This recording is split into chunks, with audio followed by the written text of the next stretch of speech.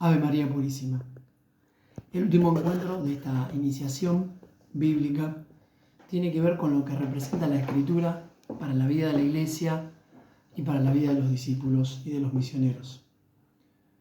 Podríamos decir muchas cosas, es muy rico el tema, pero después de ver todas estas cuestiones de la Sagrada Escritura, ¿cuál es el gran temor que tenemos a veces los sacerdotes que proponemos a los fieles cristianos? El amor, el estudio de la Escritura, el conocimiento de Cristo a través de la Escritura.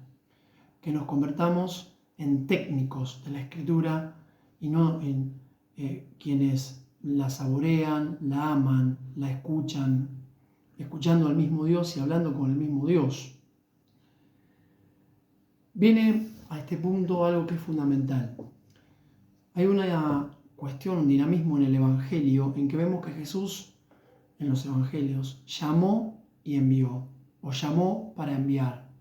Lo llamó para que estuvieran con Él y para enviarlos, dice el Evangelio de Marcos en el capítulo 3. Para que estuvieran con Él y para enviarlos. Para que estuvieran con Él, discípulos. Para enviarlos, misioneros. Les dijo, vayan, yo los envío, como ovejas en medio de lobos. El día de su ascensión dijo, vayan por todo el mundo. Vayan, yo los envío. Antes de eso, ¿qué hizo? Los llamó y los eligió. Elegidos, discípulos. Enviados, misioneros. Esto es algo que sé que ustedes vienen trabajando, vienen escuchando. Este binomio que de alguna manera se hizo bien popular a raíz del documento de Aparecida. Discípulos, misioneros, como una sola palabra, como una sola idea, como una unidad inseparable. Esto es fundamental que lo tengamos en cuenta. Ahora,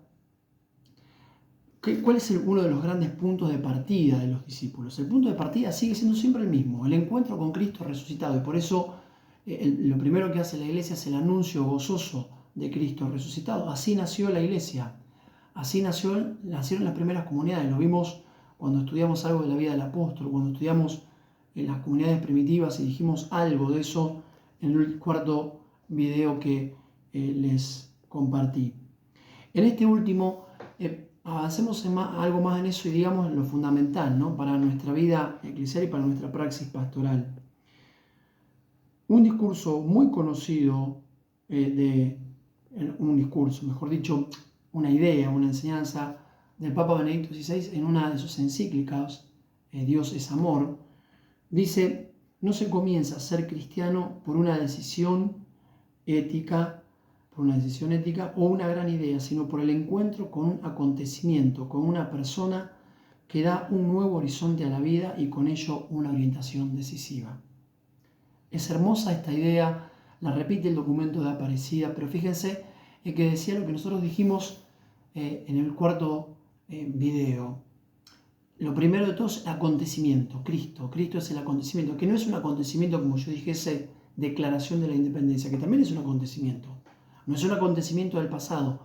Cristo no es un acontecimiento que pasó, es un acontecimiento que acontece hoy, ahora, porque ha resucitado. Pero tampoco es un acontecimiento, es una persona. Fíjense lo que decía el Papa. No se comienza a ser cristiano por una decisión ética, por una idea, sino por un encuentro con Cristo. Ahora, la naturaleza del cristianismo, va a decir el documento de Aparecida, o sea, ¿qué es el cristianismo? ¿En qué consiste? ¿Cuál es la naturaleza? Es reconocer la experiencia de Jesucristo y seguirlo, reconocer a Cristo y seguirlo. Acá vemos cómo los discípulos quedaron fascinados. Va a decir, por ejemplo, también otra exhortación apostólica del Papa Benedicto XVI, Verbum Domini, que trata también de la Sagrada Escritura. Esta exhortación en una de sus partes dice, la vida cristiana se caracteriza por el encuentro con Jesucristo que nos llama a seguirlo. Ahora bien, ¿de qué manera se puede lograr ese encuentro? Y justamente con el conocimiento de las Escrituras. La frase ya la conocen todos, seguramente la habrán escuchado varias veces, aquella famosa de San Jerónimo que cita el mismo Concilio Vaticano II, cuando dice, desconocer las Escrituras es desconocer a Cristo.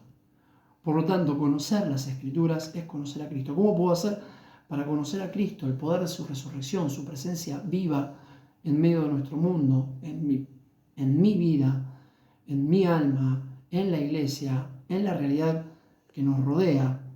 y la puedo conocer mediante la palabra. San Jerónimo dice, por ejemplo, esta constitución del Papa, mejor dicho, esta exhortación del Papa Benedicto XVI, Verbum Domini. San Jerónimo lo cita y dice, ¿cómo se podría vivir sin el conocimiento de las Escrituras, mediante las cuales se aprende a conocer al mismo Cristo, que es la vida de los creyentes? O sea, el cristiano no puede vivir su vida de fe, no puede vivir la vida de seguimiento de Cristo si no conoce las Escrituras, porque mediante ellas aprende a conocer a Cristo. Por eso el Papa Benedicto proponía en aquel momento un mayor amor a la Sagrada Escritura, fíjense cómo lo decía, mediante la lectura orante y fiel a lo largo del tiempo, que va a hacer que se profundice la relación con la persona misma de Jesús. La única manera de poder profundizar en la relación con Jesús es la lectura, miren con qué expresión, ¿no? Orante y fiel de la Sagrada Escritura, de los Evangelios. Por eso, el documento de Aparecida había dicho que este conocimiento de la Escritura es indispensable para los discípulos misioneros. Decía que el conocimiento tiene que ser de la palabra de Dios, ¿no? Profundo y vivencial. Miren los adjetivos, ¿no? El Papa Benedicto había dicho lectura orante y fiel. El documento de Aparecida dice conocimiento profundo y vivencial de la palabra de Dios. Va a decir el documento de Aparecida y con eso de alguna manera vamos conceptualizando, ya definiendo la idea central. Dice, hay que educar al pueblo de Dios en la lectura y en la meditación de la palabra, porque la palabra tiene que convertirse en su alimento, que por propia experiencia vea que las palabras de Jesús son espíritu y vida. ¿Se acuerdan aquel discurso de Jesús, según el capítulo 6 del Evangelio de Juan, en la sinagoga de Cafarnaún? Cuando Jesús pronuncia el discurso del pan de vida, quedan pocos a su lado. Jesús, desafiante, se vuelve a los apóstoles y les dice, también ustedes quieren irse, y Pedro, comandando un poco a los 12, dice, Señor, ¿a quién iremos? Tú tienes palabras de vida eterna, tus palabras son espíritu y vida, ¿a quién iremos? Dice el documento de Aparecida que la única manera de que un cristiano hoy pueda decir, ¿a quién iremos? Tus palabras son espíritu y vida, es que haga de esa palabra su alimento. Y por propia experiencia. Me acuerdo cuando en el seminario iba creciendo, hace muchos años atrás, en la meditación de la palabra de Dios y en la meditación, y buscaba siempre comentarios, que alguien me la explicara, comentarios, hasta que en un momento dado de la vida espiritual de aquel entonces, de mi alma, cuando ya tenía suficiente fuerza como para volar por mí mismo, un gran padre espiritual me dijo, no mastiques lo masticado, ya no mastiques lo que otros han masticado de la palabra de Dios. Ya es hora de que vos también mastiques por tu propia experiencia la palabra de Dios. ¿Por qué? Porque ahí está el conocimiento que decía el Papa Benedicto, un conocimiento profundo, vivencial. Esto que también decía el documento de Aparecida, ¿no? Profundo y vivencial. Y el Papa Benedicto lo decía con la lectura fiel y orante, el amor a la Escritura, el amor a la Sagrada Escritura mediante una lectura fiel y orante. Por eso va a decir también el mismo Papa Benedicto XVI en circunstancias de la conferencia de Aparecida, un documento de la Iglesia en América, va a decir lo siguiente: de lo contrario, si no hacemos esto, miren la pregunta que se hace el Papa en aquel entonces, cuando también esto lo vuelca y lo trae el documento de Aparecida, dice, ¿cómo va a anunciar un cristiano un mensaje cuyo contenido y espíritu no conoce a fondo? Un cristiano es un misionero, evidentemente, es discípulo y es misionero, pero ¿cómo puede ser misionero? Se pregunta el Papa, si tiene que anunciar un mensaje que no conoce el contenido y no conoce el espíritu de ese mensaje. Por eso dice, hemos de fundamentar nuestro compromiso misionero y toda nuestra vida en la roca de la palabra de Dios.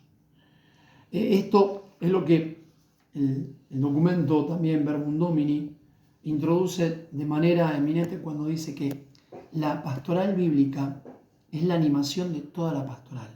O sea, y por eso se habla de una animación bíblica de toda la pastoral. Toda pastoral tiene que estar animada por la palabra de Dios.